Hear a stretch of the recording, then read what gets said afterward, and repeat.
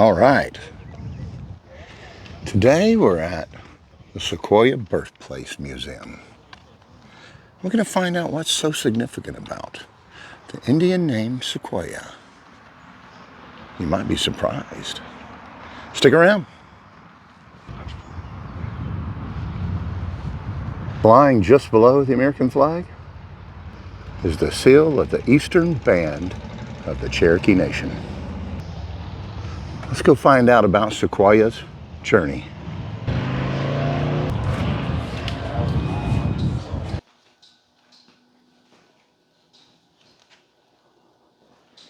That's right, Sequoyah is the inventor of the Cherokee alphabet. So before Cherokee, it was just a spoken language.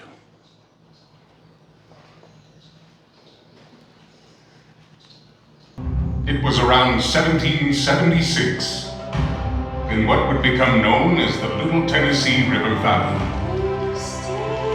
Here, at the border between an ancient world and a new nation, a child was born. Sequoyah. He would become a hero, honored for his contributions to the Cherokees and their nation. Today, in Washington, D.C., at the U.S. Capitol, 100 great individuals are celebrated for their remarkable accomplishments. George Washington, the first American president. Thomas Jefferson, principal author of the Declaration of Independence. Sacagawea, interpreter and guide of the Lewis and Clark expedition. Sam Houston, adopted Cherokee and American politician. Ellen Keller, pioneer for Americans with disabilities. Rosa Parks, activist in the Civil Rights Movement. And Sequoyah.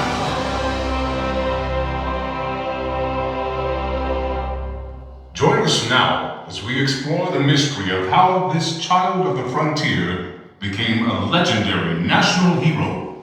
Sequoyah's people had wisdom gained from thousands of years of life in this region. Oh, wow.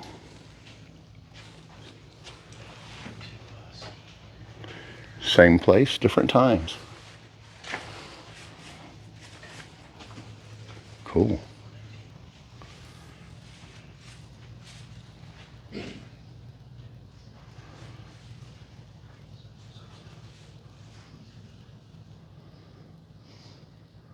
He began work in 1809 on his new writing system.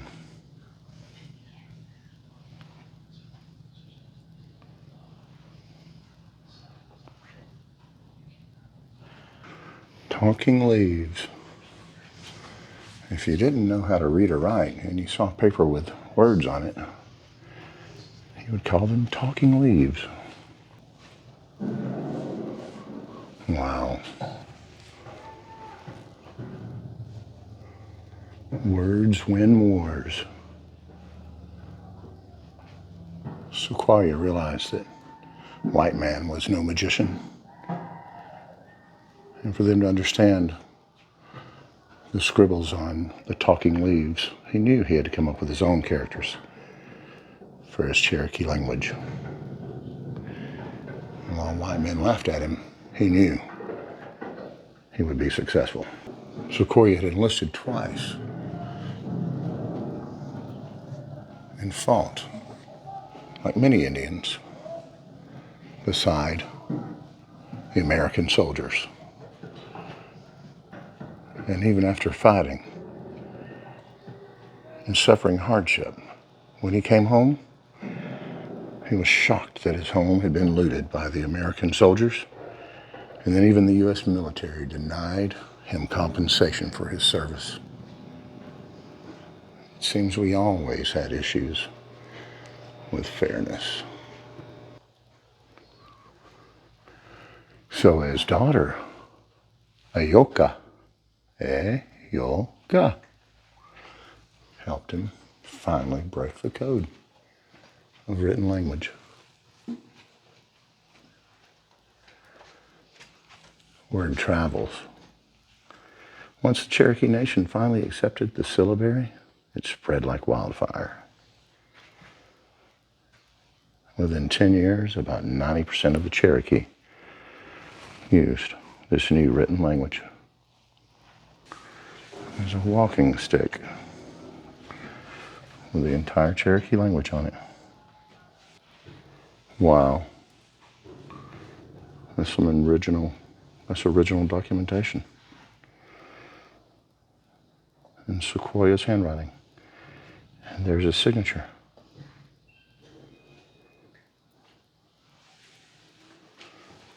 That's his only signature known where he used his Cherokee name. Sequoyah. I mean, look at this.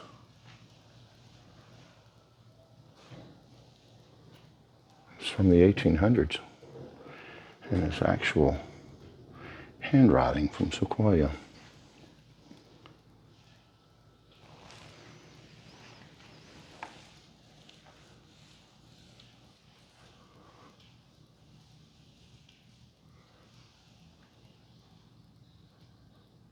So it's not just an alphabet. The letters stand for syllables. So it's a syllabary. Each one of these is a sound in depending on how it's pronounced. Wow. Here's a letter to Charles Thompson, Principal Chief of the Cherokee Nation. And there's a replica. Wow. Sequoyah finished his syllabary in 1821. And his wife, Sally Waters, left their farm in Willstown and moved to Illinois Bayou in what would later become Arkansas.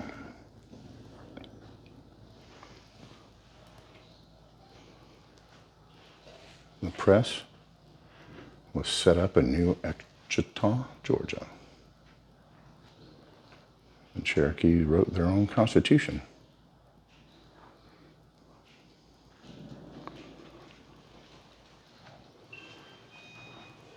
The syllabary allowed the Cherokee Nation to present themselves on the same level as the British and the Americans and other nations. His final journey was to Mexico to try and find some fellow Cherokee and convince them to return home. Oseo, I am Sequoyah.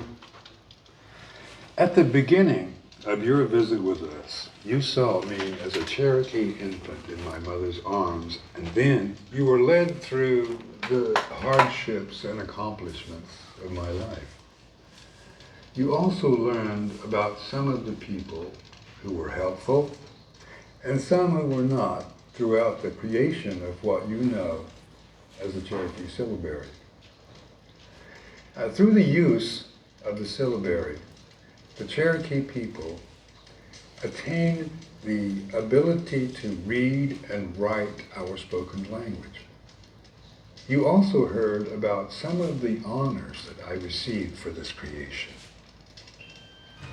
But the greatest personal reward I received was getting to witness those who first read and spoke the words and sounds and now write their own words in response. One of those first ones was my own daughter, Ayoka. Could you have interesting ideas that could help others? I imagine you might, but know that it takes hard work. Know that to do things through Yukta the right way means that we must think and work together with strong determination, judgment, and compassion. Think about it. Thank you for visiting. Todadago, we will see each other again.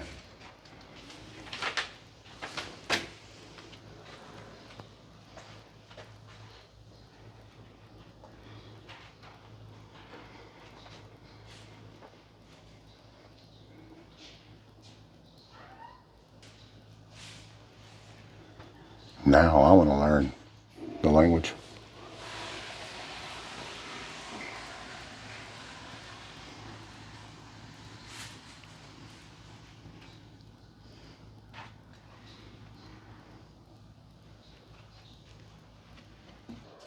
This is from an actual painting of Sequoyah. Did you want to go to the gift shop? I do.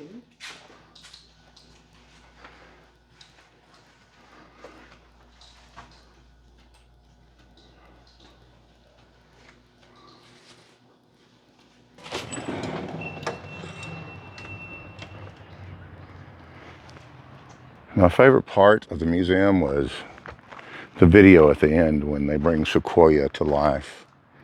And he talks about how basically you can change the world, but it takes a lot of hard work and determination. He fought for years and years to come up with the syllabary, a way for his nation and his people to have written word. It may sound simple because we've been raised in a nation with a language that we've learned from childhood. But imagine spending your whole life communicating freely with the people you know around you with no issues, and then being introduced to the talking leaves and wondering how people are writing words, symbols to communicate. And then you taking it upon yourself to create a method of writing down your people's words. I can't imagine what must have been going through his mind all those years, decades even, in his attempts. There's an old blacksmith shop, replica of what it must have been like in the early 1800s.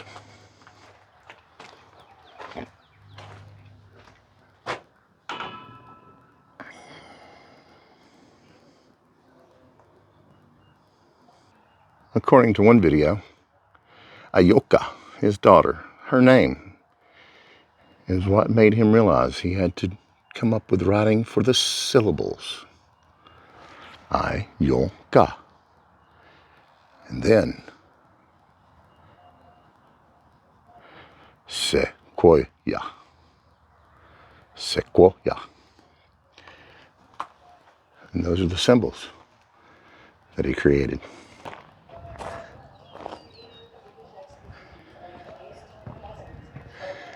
And by the time the Cherokee Nation had formed and written their own constitution, they would have lived in cabins very much like this, through their influence and living side by side with the British colonies and the European settlers.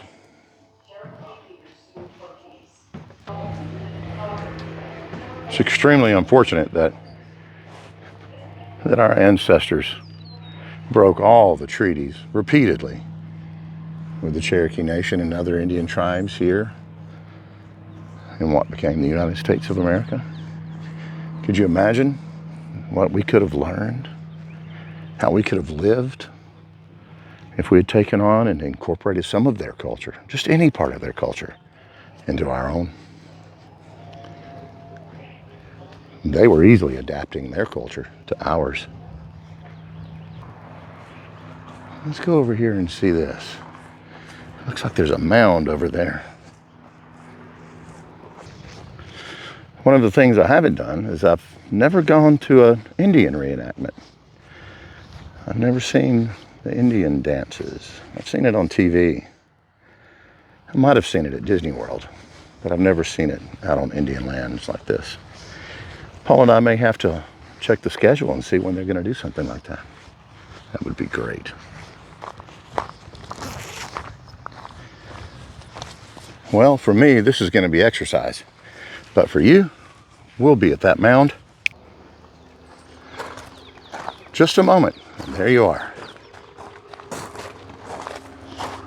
So this is a burial mound, and it shows all 7 Cherokee clan the wolf clan, the deer clan, bird clan, paint clan, wild potato clan, long hair clan, and the blue clan. Can you guess which clan I would have been part of? The paint clan. You think I would have been part of the paint clan? Either that or the long hair clan. Probably the long hair clan. I would have been part of the blue clan. Either that or I would have been part of the wild potato clan. No, I would have been part of the You would deer have been clan. part of the deer clan. Because my watch tells me I sleep like a deer. And you video deer. Deer. I do, deer. So this is in memory of the Cherokee people who lived in the Little Tennessee Valley prior to the inundation of the Tellico Reservoir in 1979. Archaeological investigations were conducted at the major 18th century Cherokee sites, and the remains of 191 individuals recovered in those excavations are buried in this mound.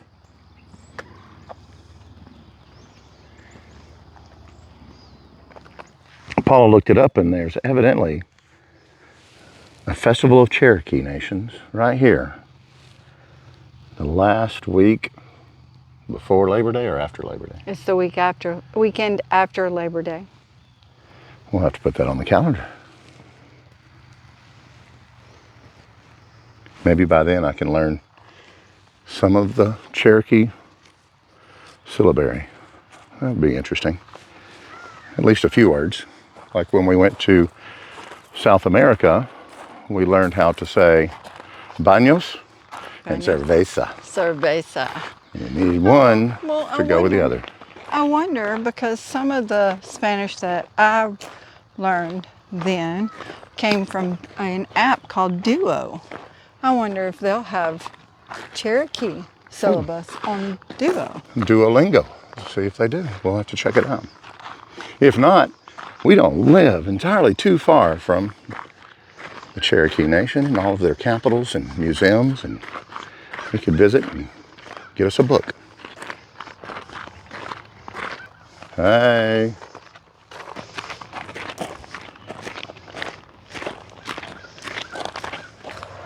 You ever find yourself in Eastern Tennessee? Do yourself a favor and stop by the Sequoyah Birthplace Museum. The displays in there are out of this world. They're on the level of Disney World. It's amazing. All right, as we're going back to our van to continue our journey another day, Paula reminded me that when we went to Central America, to the country of Panama, they did take us in a canoe out to some tribal lands, and we got to see some actual Indians of the Embera tribe. And they danced for us and made They jewelry. fed us? They fed us. Oh, the meal was out of this world. It's amazing.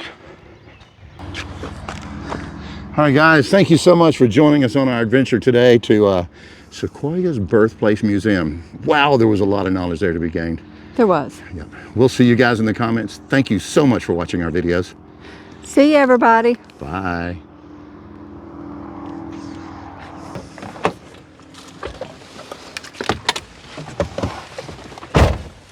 On the road again. We don't know where we're going to see next time. Maybe it'll be a fort. Maybe it will be a beer. We need to go get something to eat. Yes, we do.